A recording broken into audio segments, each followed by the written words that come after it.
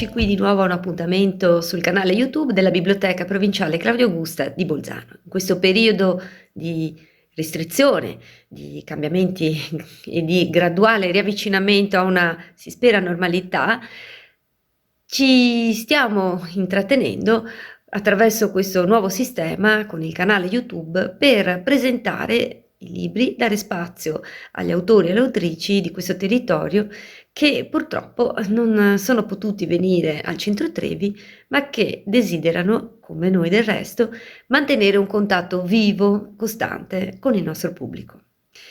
Oggi abbiamo una ospite di Bolzano, si chiama Paola Gabrielli, è attiva all'interno dell'Associazione Scrittori di Bolzano. La sua opera è costituita al momento da 3 libri, da 3 pubblicazioni, e vi ricordo alcuni titoli: Pensieri sui tarocchi, I sommersi e i salvati, L'ombra di Omero, manuale per imparare a conquistare la felicità, ma soprattutto tenersela stretta.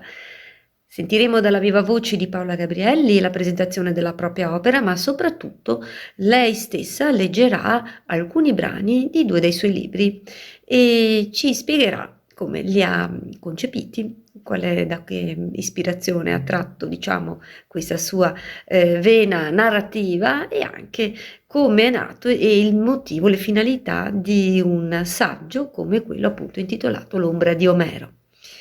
Non mi dilungo oltre, vi ricordo che anche le precedenti conferenze o presentazioni di libri che abbiamo realizzato e messo in onda sul canale YouTube possono essere riascoltate, riviste tranquillamente, e quindi vi invitiamo così a scoprire quanto è stato fatto finora dalla biblioteca e soprattutto a seguirci continuamente, perché abbiamo in serbo per voi ancora tante sorprese.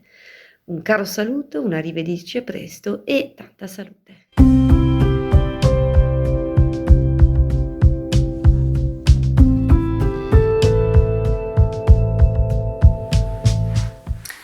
Buongiorno a tutti, mi presento, sono Paola Gabrielli, docente di lettere italiane e latine e anche scrittrice.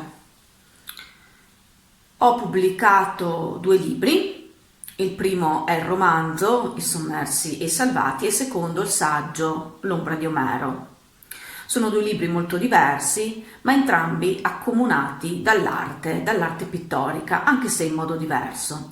Nel primo romanzo, infatti, c'è un mistero da risolvere legato alla figura di Magritte e a un quadro scomparso durante la Seconda Guerra Mondiale nel 1939 da lui dipinto e intitolato La donna del fiume. Il secondo invece è un saggio legato più al mondo dell'arte terapia, alla scrittura creativa e alla pittura di mandala. È un percorso personale che ogni lettore può compiere all'interno del proprio sé per scoprirsi e in qualche modo crescere e migliorare. La passione della scrittura mi ha sempre accompagnato fin da piccola, non solo la scrittura ma l'arte in generale. Amavo infatti dipingere, scrivere, ballare, cantare, tanto che dicevo: io da grande vorrei fare la cantante. Ricordo che mio padre portava a casa tantissimi libri. All'epoca a Cles c'era la stamperia Mondadori e quindi era anche facile poter accedere al mondo della scrittura. Così io e mia sorella ci tuffavamo in questo mondo incantato di libri anche fino a notte fonda, a leggere con passione e attenzione. A scuola l'italiano mi è sempre piaciuto, mi sono laureata anche in lettere e successivamente specializzata nei beni culturali.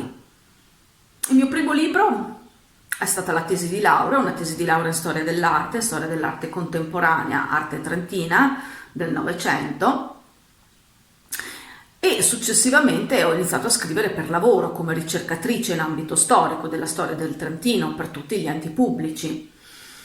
Mi è sempre appassionato la ricerca, in quanto persona molto curiosa e attenta al mondo che mi circonda. Penso che non si possa scrivere se non si ha questa attenzione al mondo e anche empatia verso le persone che ci stanno attorno. Lo scrittore in qualche modo assorbe dagli altri e riporta il proprio vissuto, ma anche quello di altre persone nella propria scrittura, che si fa esperienza e veicolo di conoscenza per il mondo. Dopo questa esperienza di scrittura legata più alla ricerca storica, ho deciso in qualche modo di sperimentarmi anche in altre forme e così è nato il romanzo I sommersi salvati, un romanzo storico-artistico e, come ho già detto, il saggio successivo L'ombra di Omero.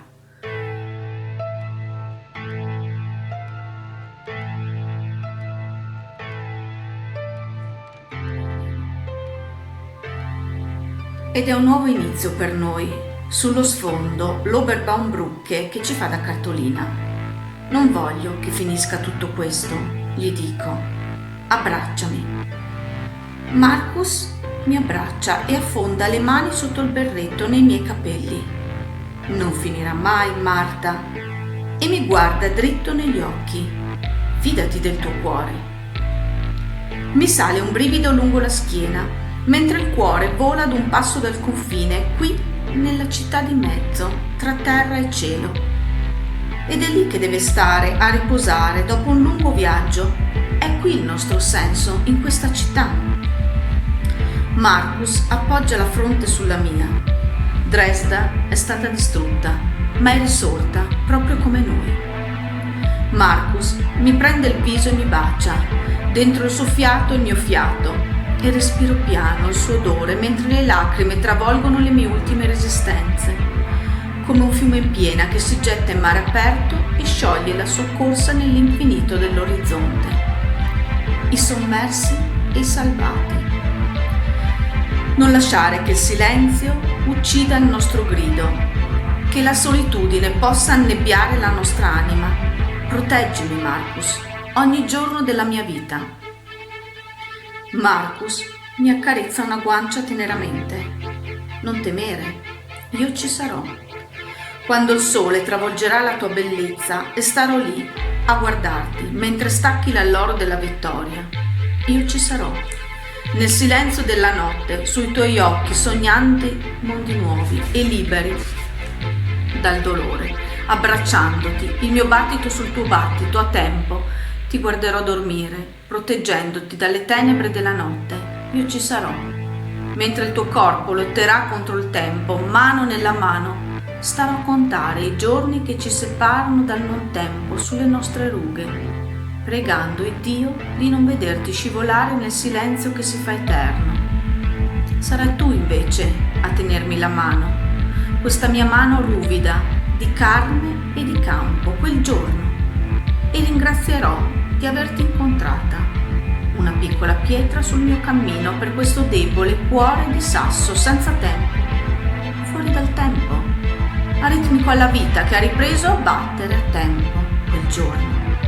E poi, quando anche i tuoi occhi saranno velati alla luce, ti cercherò fino alla fine del tempo, nel non tempo, fino all'inferno se fosse necessario, per riprenderci e prenderci un caffè, quel caffè. Le ossa rotte attorno al tavolo, una rosa rossa nella mia mano, il tuo cuore accanto al mio cuore, una viola tra due lapidi e una farfalla che vola via nel vento.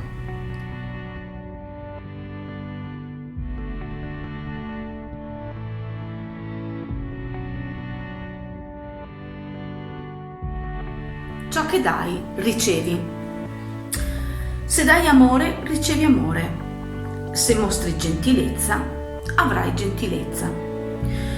L'universo è perfetto nei suoi meccanismi di manifestazione. Non dovete temere che non ce ne sia abbastanza. L'abbondanza è nelle mani di ciascuno di voi. Non dovete neppure pensare che troppo dare possa scaricare le vostre riserve d'energia. Questo succede se vi ponete con pretesa, con lo scopo, cioè, di ricevere qualcosa in cambio. Invece, il vostro essere deve dare per il semplice gusto di dare, offrendo qualcosa di voi all'altro, qualcosa che possa essere significativo per lui. È un moto del cuore verso un altro cuore. Se invece vi ponete con calcolo, pensando a quanto dovete dare misurato al ricevere, come se poneste la vostra azione su due piatti della bilancia e ne pesaste le azioni, allora vi dico, sbagliate. Spesso infatti non si riceve da chi si dà, ma in modi inaspettati e da chi mai avremmo pensato. Grazie dell'attenzione e buona giornata.